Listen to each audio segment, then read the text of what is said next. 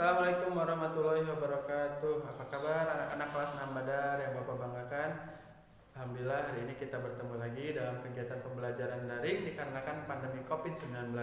Bapak ingin mengingatkan kepada kalian semua apabila kalian semua hendak pergi keluar rumah, tetap menggunakan protokol kesehatan. Yang pertama, gunakan masker ketika akan bepergian, membawa hand sanitizer atau rajinlah cuci tangan setelah dan sebelum melakukan kegiatan. Nah, sekarang Bapak memiliki kesempatan hadir di depan kalian untuk menjelaskan tentang adaptasi.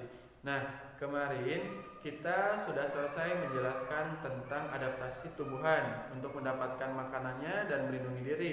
Sekarang kita beranjak pada materi selanjutnya, yaitu adaptasi hewan.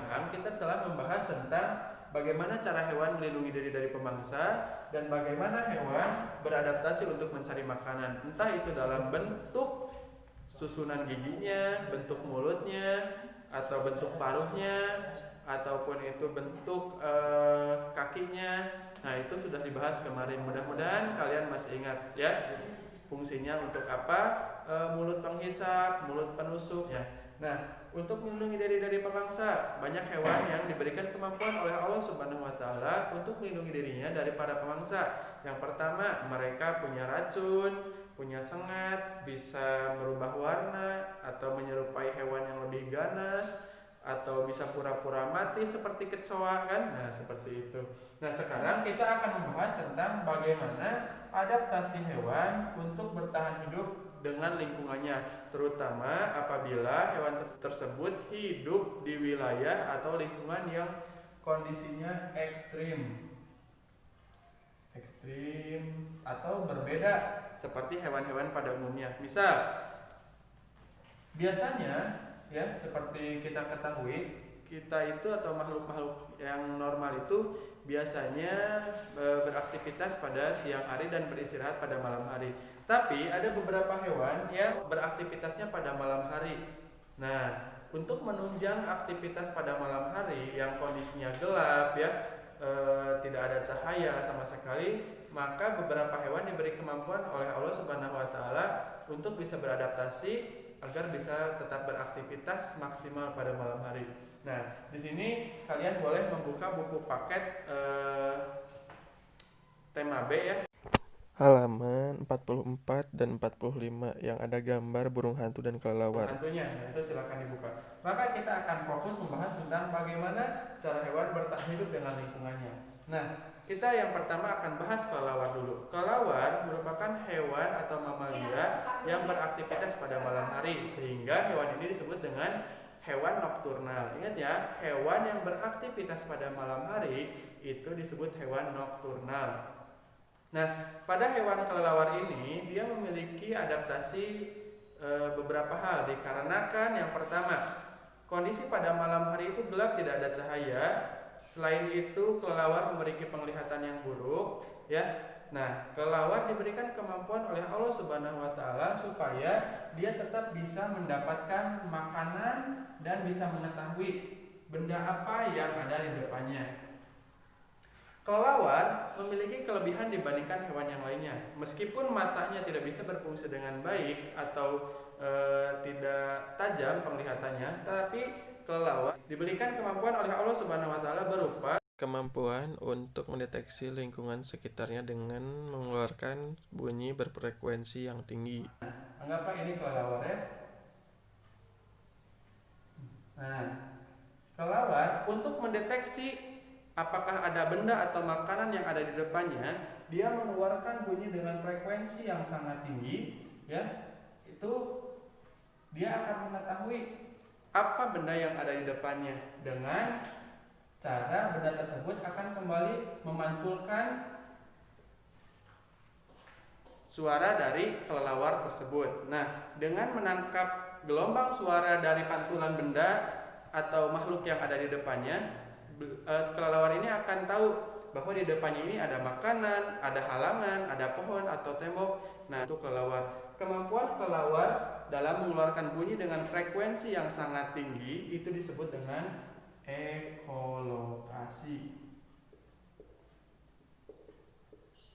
Nah, masih ingat ya? Selain kelelawar, ada satu hewan lagi yang mempunyai kemampuan ekolokasi. Tetapi kalau kalian menonton film Dory ya, serial Nemo yang kedua, itu kan ada hewan yang paus atau apa ya, yang kepalanya jenong, itu penglihatannya buruk, tetapi dia bisa mengetahui ada benda apa yang ada di depannya, atau adakah mangsa makanannya yang ada di depannya, itu dengan cara yang seperti ini, ekolokasi ya. Nah, coba kalian tahu itu hewan apa ya. Nah, itu merupakan suatu kelebihan yang diberikan oleh Allah Subhanahu wa taala karena kekurangan pada matanya yang kurang maksimal untuk melihat pada kelelawar. Nah, ini adalah kemampuannya. Yang kedua, kita akan membahas tentang burung hantu. Burung hantu memiliki kebiasaan yang sama seperti kelelawar, di mana burung hantu itu sering beraktivitas pada malam hari, maka dia juga tergolong hewan nokturnal. Nah, burung hantu itu sama ya, kalau kelelawar malamnya beraktivitas, siangnya tidur, burung hantu pun memiliki. Burung hantu beraktivitas malam hari untuk mencari makan ya, dan tidur pada siang hari. Nah, burung hantu memiliki kelebihan dibandingkan kelelawar, di mana burung hantu itu yang pertama, dia memiliki mata yang tajam.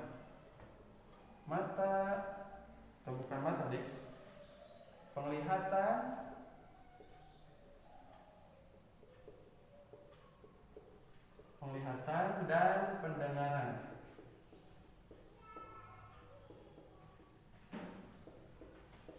Yang tajam.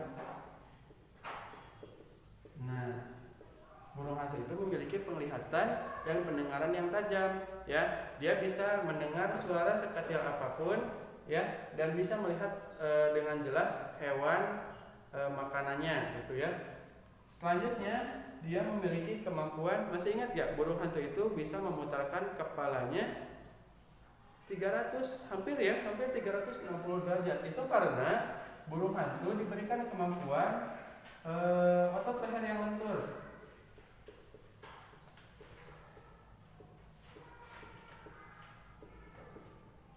Nah, dengan kemampuan seperti ini, burung hantu bisa memantau dengan baik kemana mangsanya akan pergi, dan dia tidak perlu membalikan tubuhnya, cukup dengan memutarkan lehernya.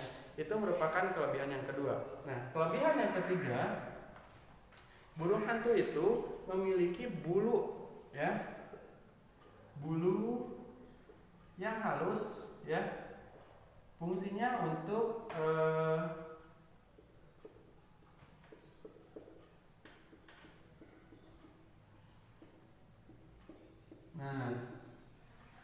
burung hantu itu memiliki bulu yang halus sekali ya, sehingga bulu tersebut ketika terbang tidak menimbulkan suara ya.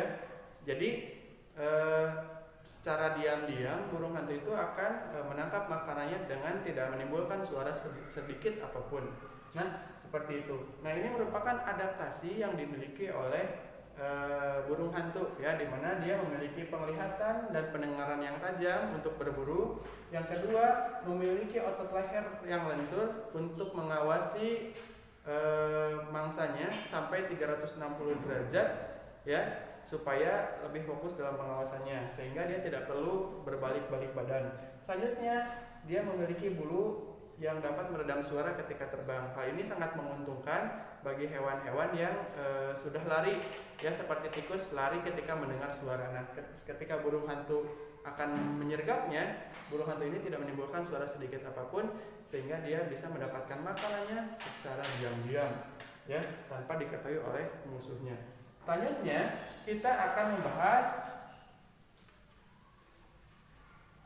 cecak atau tokek. Nah, cecak atau tokek, kalau kita ketahui ya, cecak itu atau tokek, mereka makanannya tuh nyamuk, lalat, atau serangga terbang kecil lainnya seperti apa, laron ya. Nah,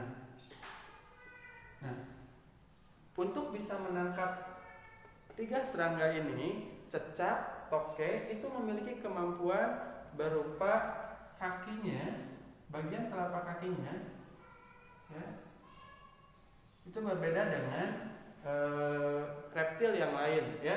Bagian telapak kaki pada toke sama cecak itu memiliki kayak seperti perekat seperti itu supaya toke atau cecak ini bisa merayap di dinding. Nah, selain diberi kelebihan berupa kakinya yang bisa merekat di dinding sehingga dia bisa berjalan dan mencapai hewan buruannya. Nah, cecak juga diberikan lidah yang panjang, ya. Berikan lidah yang panjang untuk bisa menangkap nyamuk, lalat, dan larangan. Itu kejadiannya sangat cepat sekali. Nah, hal ini sama seperti landak, ya. Masih ingat ya landak? Iya, landak ya, bukan landak deh. Bukan landak, apa sih namanya? Iguana, ya. Iguana pun sama, dia memiliki lidah yang panjang gunanya untuk menangkap hewan buruannya seperti serangga-serangga kecil. Nah, itu adalah kelebihan pada cecak dan toke. Selanjutnya, kita akan membahas hewan yang hidup di tempat yang sangat panas. Nah, coba tebak apa hewan yang bisa hidup di gurun pasir? Oke, unta, betul ya. Bapak gambarkan unta biar lucu untanya. Set. Nah, ngeri ya gambar untanya. Nah, unta itu memiliki kemampuan untuk beradaptasi supaya bisa bertahan hidup di tempat yang lingkungannya panas. Nah, ada 6 adaptasi unta supaya bisa hidup di lingkungan panas. Yang pertama, dia memiliki cadangan makanan di punduknya. Nah, punduknya ini terbuat dari lemak atau berisi lemak, ya, supaya unta ini ketika kehabisan makanan atau kelaparan, lemak di punggungnya ini bisa digunakan sebagai cadangan makanan. Yang kedua, matanya itu memiliki bulu mata yang lebat dan tebal. Fungsinya untuk menahan debu ketika terjadi badai pasir dan macam sebagainya. Kan di gurun pasir mah kering ya, pasti otomatis debu lebih mudah berterbangan. Nah, maka Allah memberikan kemampuan kepada unta untuk memiliki bulu mata yang lebat, tebal untuk melindungi matanya dari debu. Mungkin Syahrini yang memiliki bulu mata anti badai ini terinspirasi dari unta. Nah, selanjutnya unta ini memiliki pencernaan yang panjang sekali, ya, lebih panjang daripada hewan mamalia yang lain, sehingga dia bisa menyerap air sebanyak-banyaknya dari makanan yang ia makan, sehingga unta mah bisa bertahan berhari-hari tanpa minum, ya, karena memiliki cadangan makanan yang besar, ya. Selanjutnya unta memiliki telapak kaki yang lebar. Nah, telapak kaki yang lebar ini bermanfaat bagi unta untuk bisa tetap berjalan di atas pasir. Kakinya tidak terperosok ke dalam pasir. Makanya ketika kalian berada di gurun pasir, jangan pakai sepatu yang memiliki hak, ya, tetapi pakai sepatu yang tapaknya itu datar dan lebar supaya tetap bisa berjalan di atas pasir. Nah, selanjutnya unta memiliki bulu yang warnanya terang, ya. Nah, bulu yang warna terang ini akan membantu unta supaya tidak merasa kepanasan pada siang hari. Selain itu, unta memiliki saluran pencernaan yang panjang seperti yang Bapak bilang dan perut yang besar dari mamalia yang lain. Unta ini bisa menampung air sebanyak 57 liter tanpa dia berhenti minum. Sekali minum dia bisa menampung 57 liter air. Berarti hampir 3 buah galon aqua yang ada di rumah, ya, yang bisa ditampung oleh unta ini. Jadi dengan air galon sebanyak itu dia tidak perlu minum beberapa hari atau beberapa minggu, ya. Selain itu dia bisa mendapatkan makanan dari air dari makanan-makanan yang ia makan. Nah, selanjutnya itu untuk unta. Nah, sekarang kita akan membahas hewan yang hidup di daerah ekstrim lainnya. Kalau tadi daerah yang panas, kering, terik, dan minim air, sekarang kita akan membahas hewan yang ada di wilayah yang ekstrim selanjutnya, yaitu kutub. Nah, yang akan Bapak bahas kali ini adalah penguin. Penguin bentuknya kayak gimana ya? Oh, gini aja lah. Nah, lucu ya. Ini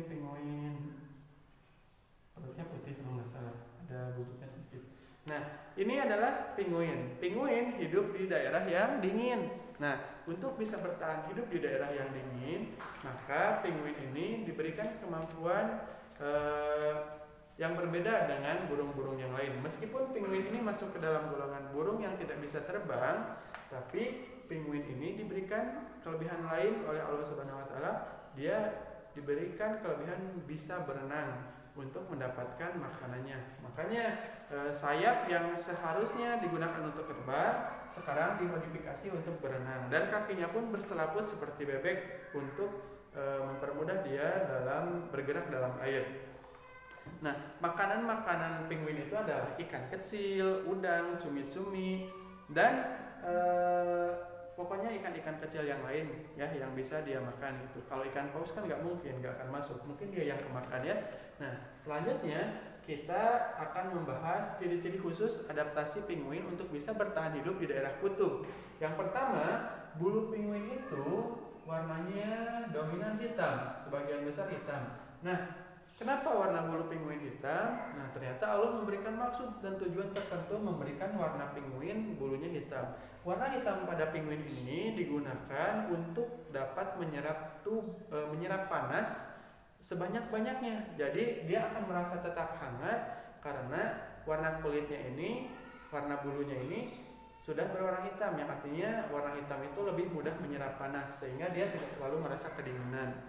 Nah, oleh karena itu kalian kalau sedang jalan-jalan keluar terus matahari sedang terik, jangan pakai pakaian yang hitam, karena pakai pakaian yang hitam itu akan menyerap panas. Pakai pakaian yang ngejreng, kuning, putih, atau hijau stabilo ya silakan itu. Jadi tidak akan terlalu banyak menyerap panas. Selanjutnya ada terdapat minyak pada lapisan bulunya. Nah, ini hampir sama seperti adaptasi bebek. Nah, bebek juga sama ya. Bebek dan penguin ini memiliki lapisan minyak pada bulunya. Fungsinya adalah supaya bulunya ini tidak mudah basah saat masuk ke dalam air. Kalaupun ketika masuk ke dalam air, airnya lebih mudah cepat turun dan terpisah daripada bulunya. Jadi bulunya tidak akan basah seperti bulu ayam kalau tercebur ke air ya. Jadi ini akan lebih cepat kering karena memiliki lapisan minyak. Selanjutnya, dia memiliki kaki yang berselaput ya. Kaki yang berselaput ini diberikan oleh Allah Subhanahu wa taala supaya penguin bisa bergerak dengan mudah di atas air. Nah, selanjutnya penguin memiliki sayap yang termodifikasi menjadi sirip ya.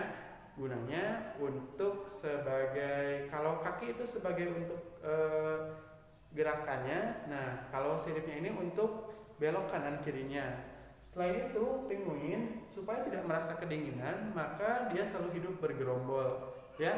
Jadi dengan hidup bergerombol, berkelompok, selain itu bisa melindungi dirinya dari pemangsa, ya. Karena jumlahnya bergerombol banyak, mungkin pemangsa takut, dia juga bisa merasakan kehangatan apabila tidak merasa kedinginan apabila dia berkelompok dengan teman-teman sejenisnya. Ya, nah itu adalah adaptasi